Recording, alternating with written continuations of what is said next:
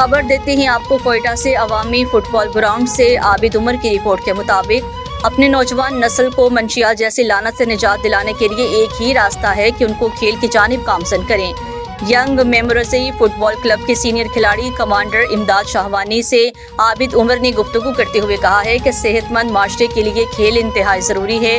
Commander इमदाद शाहवानी ने कहा है कि हमारे बुनियादी मकसद नौजवान नस्ल को खेल की तरफ राग़िब करना और मंशियात जैसी लानत से दूर रखना है। हमारी टीम के सीनियर खिलाड़ियों का मकसद नौजवानों में खेल के शौक़ और फ़रोग़ देना, उन्हें एक सेहतमंद और फ़ाल ज़िंदगी गुजारने के लिए हौसला अफजाई करना है। सरियाब के इलाकों में फ़ुटबॉल को सबसे ज़्यादा मकबूल खेल माना जाता है। सरियाब के खिलाड़ी मुल्क की सतह पर नुमाया कारकर्दगी दिखा रहे हैं। याद रहे कि सरियाब के लोगों की खेल से मोहब्बत वाज़ेह सबूत है।